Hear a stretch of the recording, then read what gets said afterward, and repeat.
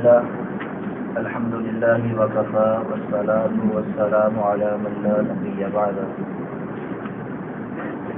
أعوذ بالله من الشيطان الرجيم. بسم الله الرحمن الرحيم.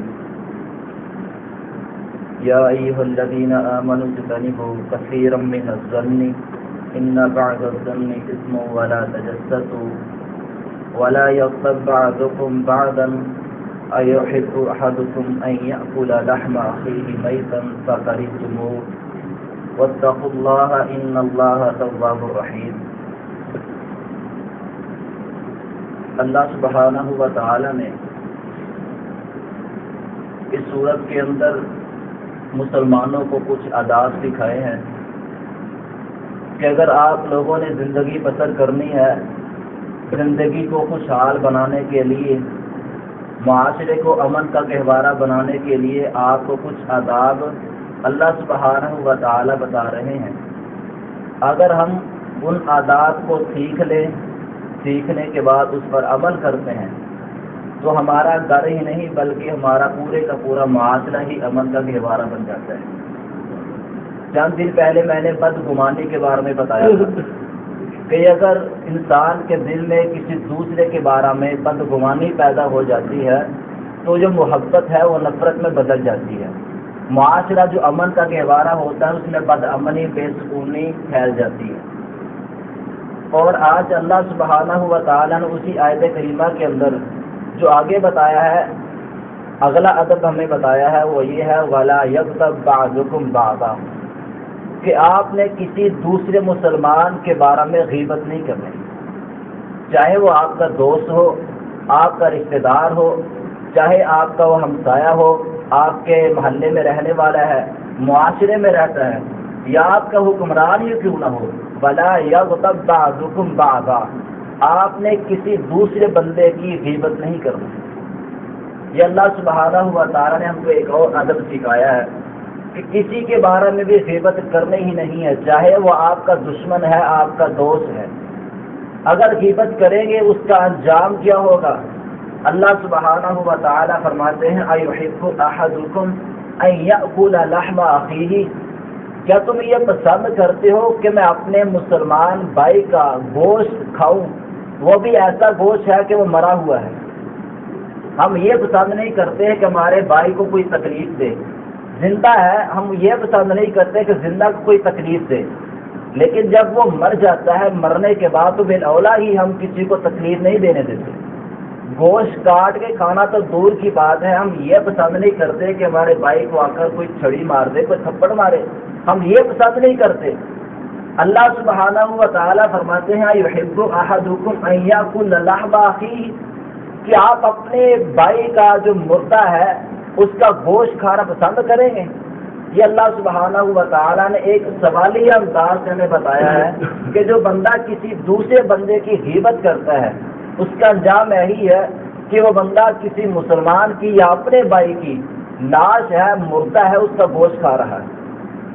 پھر آگے فرمایا فَكَرِهْتُمُوهُ، تم اس بات کو پسند نہیں کرو گے، کیونکہ رسول اللہ صلی اللہ علیہ وسلم نے فرمایا کہ جو بندہ زندہ ہے اگر ہم اس کو جتنی تکلیف دیتے ہیں، اس کو ایک ہڈی توڑ دی یا اس کو مارا پیٹا، اس کا ظلم کیا، جیسے اس بندے کو تکلیف ہوتی ہے ایسے ہی جو بندہ مردہ ہے، فوت ہو چکا ہے، اگر جو اس کی لاش ہمارے سامنے پڑی ہوتی ہے ہم اس کی ہڈی کو توڑتے ہیں یا اس کو تھپڑ یا ظلم کرتے ہیں اس پر، تو اتنی ہی تکلیف مردے کو بھی ہوتی ہے جتنے زندہ کو ہوتی ہے. تو اگر ہم اس کا گوشت کاٹ کے کھائیں گے ایسے ہی ہے جیسے ہم زندہ بھائی کا گوشت کاٹ کے کھا رہے ہیں. مردہ تو ویسے ہی حرام ہے، لیکن ایک بات اللہ سبحانہ و تعالیٰ نے کو سمجھائی ہے کہ غیبت بہت بڑا گناہ ہے. اگر جب اس کو معمولی جان لیتے ہیں، دو دوست آپس میں بیٹھتے ہیں، تیسرے بندے کی غیبت شروع ہو جاتی ہے، وہ فلاں بندہ ایسا ہے، اس میں یہ کمی ہے، اس میں یہ کوتاہی ہے.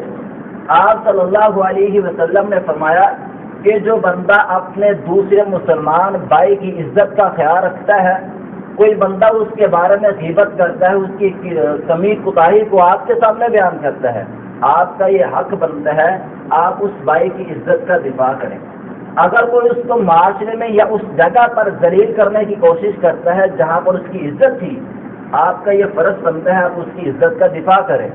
اور جو بندہ کسی مسلمان کی عزت کا دفاع کرتا ہے، اس کو بدنام کرنے کی کوشش کی جا رہی تھی، اس نے آ کر روکا ہے، چاہے وہ مجلس میں ہو، دوستوں کی محفل میں ہو، بڑے بازار میں ہو، بڑی مجلس میں ہو، اگر کوئی کسی غیر جو موجود نہیں ہے اس کی عزت کا دفاع کرتا ہے، قیامت والا دن ہوگا، اللہ سبحانہ و تعالیٰ بھی ایسے بندے پر جہنم کی آگ کو حرام کر دیں گے۔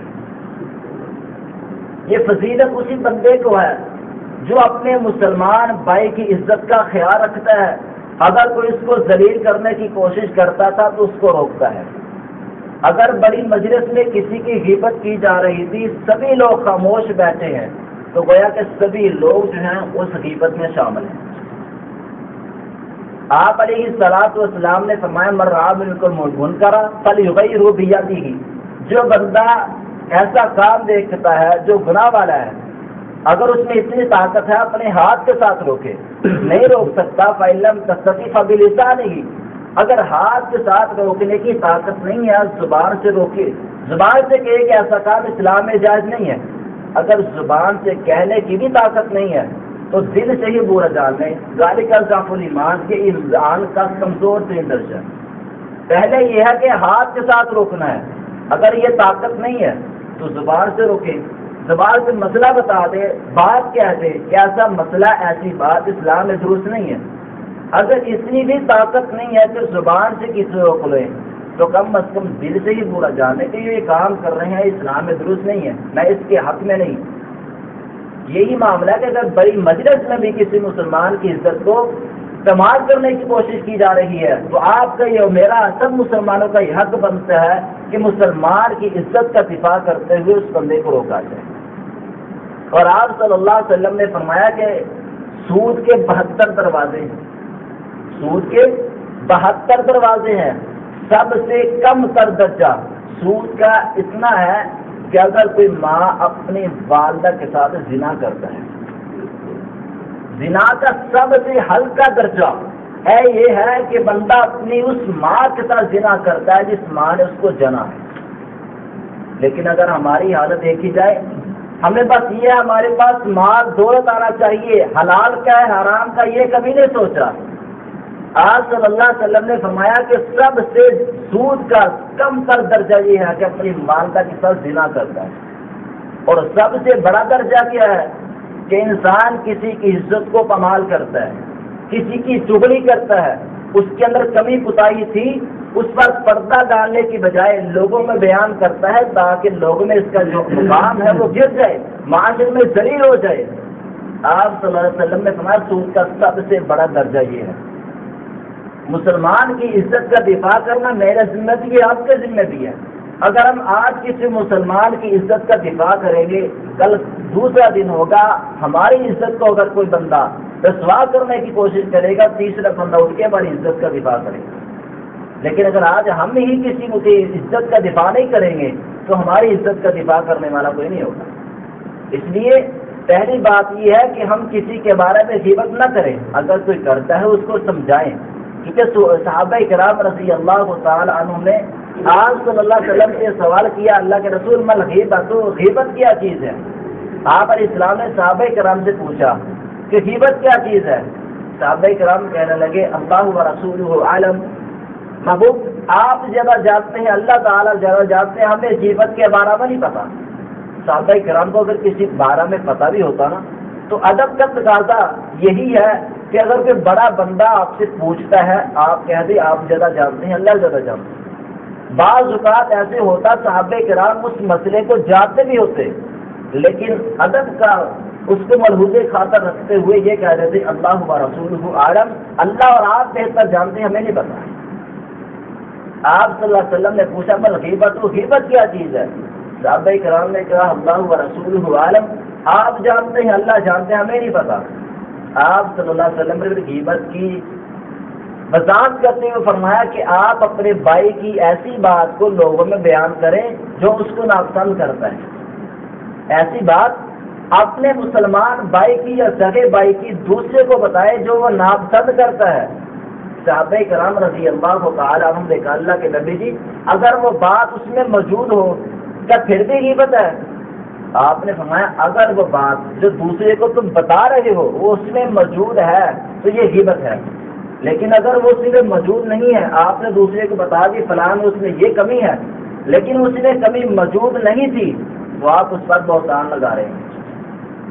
اگر ایسی بات بتاتے ہیں جو اس میں موجود ہے تو یہ غیبت ہے، لیکن اگر ایسی بات بتاتے ہیں جو اس میں موجود ہی نہیں ہے تو یہ اس پر بہتان بازی ہے، دونوں کے جرم ہیں۔ آپ علیہ الصلوۃ والسلام نے صحابہ کرام کو ادب سکھایا ہے کہ آپ نے اپنے بھائی کی بات غیر کو بتانی ہی نہیں ہے، اگر اس میں کمی موجود ہے، کوتاہی موجود ہے تو آپ اس کو بتائیں ہیں تاکہ وہ اپنی کمی کو دور کرے۔ آئینہ ہر کسی کے علم میں آئینہ ہر کوئی دیکھتا ہے، اگر میرے چہرے پر کوئی داغ ہے یا آپ کے چہرے پر کوئی داغ ہے، آئینے کے سامنے جائیں، آئینہ ہمارے داغ، ہماری غلطی، ہماری کوتاہی ہمیں بتاتا ہے، کسی دوسرے کو نہیں بتاتا۔ یہ بتاتا ہے؟ نہیں بتائے گا۔ اگر ہمارے چہرے پہ کوئی داغ ہے، دھبا ہے، آئینہ ہمیں ہی بتائے گا لیکن کسی دوسرے کو نہیں بتائے گا۔ ایک مسلمان مومن بندہ وہی ہوتا ہے کہ جو کمی کوتاہی میرے اندر موجود ہے، آپ کے اندر موجود ہے، وہ کمی کوتاہی ہمیں آ کر بتائے، کسی غیر کو نہیں بتائے گا۔ اس کا فائدہ یہ ہوگا کہ اگر کوئی بندہ ہمارے اندر کمی کوتاہی کو دیکھ لیتا ہے وہ ہمیں آ کر بتائے گا، ہم اس کمی کوتاہی کو دور کر لیں گے، لیکن وہ ہمیں بتانے کے بجائے کسی غیر کو بتائے گا، وہ بندہ اپنی کمی کو دور نہیں کر سکتا۔ اس کے اندر جو نقص اور عیب ہے اس کو دور نہیں کرے گا، کیونکہ اس کو پتہ ہی نہیں ہے میرے اندر یہ عیب ہے۔ اگر اس کو پتہ ہوگا تو اس کو دور کر لے گا۔ اس لیے آپ علیہ الصلوۃ والسلام نے فرمایا ہے المومن مغراۃ المومن، مومن مومن کا آئینہ ہوتا ہے۔ جیسے آئینہ ہمارے داغ ہمیں بتاتا ہے، ایسے ہی مومن بندہ دوسرے بندے کے اندر جو عیب ہوتے ہیں وہ اسی کو ہی بتاتا ہے تاکہ وہ اپنے عیب کو دور کر لے۔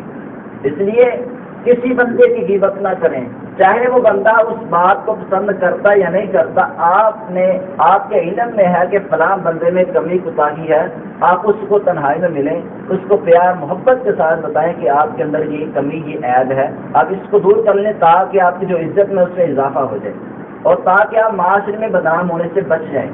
امید ہے کہ جب آپ تنہائی میں اکیلے پن میں جا کر اس کو بتائیں گے وہ خوش بھی ہوگا، آپ کی عزت جو اس کے دل میں ہو جائے گی، پیار محبت آپ سے بڑھ جائے گا، اور جب تنہائی میں آ کر اس کو بتائیں گے تو انشاءاللہ پھر اپنی کمی کوتاہی کو دور بھی کر لے گا۔ لیکن ہمارے معاشرے میں بعض کا ایسا ہوتا ہے اگر کسی بندے کو پتہ بھی لگ جائے کہ فلاں میں کمی کوتاہی ہے، وہ لوگوں کو جمع کر کے پھر بتاتا ہے، یہ طریقہ کار درست نہیں ہے۔ اگر کسی کی اصلاح کرنا چاہتے ہیں اس کو تنہائی میں ملیں، اس کی جو غلطیاں عیب ہیں اس کو تنہائی میں بتائیں تاکہ وہ بندہ اپنی کمی کوتاہی کو دور کر لے۔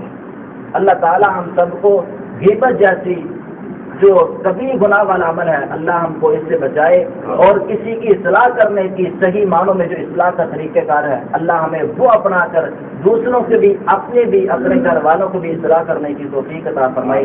اقول قولی ھذا واستغفر اللہ لی ولکم ولسائر المسلمین یستغفروہ انہ هو الغفور الرحیم۔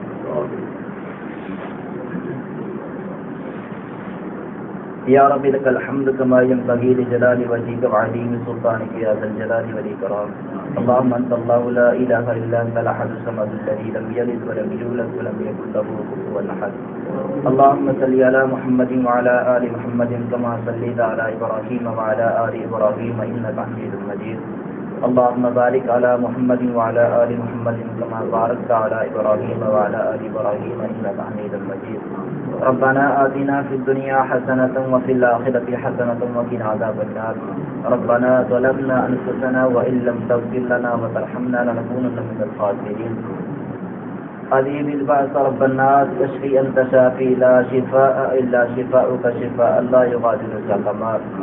اے مولا کریم جتنے مسلمان گھروں میں اسپتالوں میں بیمار ہیں سب بیماروں کو شفاء کاملہ عاجلہ عطا فرما۔ اے مولا کریم جتنے مسلمان تیرے یہاں پہنچ چکے ہیں ان کی قبر کو ٹھنڈا فرما، ان کی قبر کو جنت کے باغیچے بنا۔ اے مولا کریم ہماری دعا ان کے حق میں قبول و منظور فرما۔ اے مولا کریم دنیا کے جس خطے پر مسلمانوں پر ظلم ہو رہا ہے ظالم کو ہدایت عطا فرما۔ اگر ہدایت ان کے مقدر میں نہیں ہے ظالموں کو نیست و نابود فرما، مظلوم مسلمانوں کو جہلی مدد فرما۔ اے مولا کریم ہمیں صحیح معنوں میں قرآن و سنت کو سمجھ کر اس پر عمل کرنے کی توفیق عطا فرما۔ جو سابقہ زندگی میں جو غلطی خطائیں ہو چکی ہیں اللہ اپنی رحمت کے ساتھ معاف فرما۔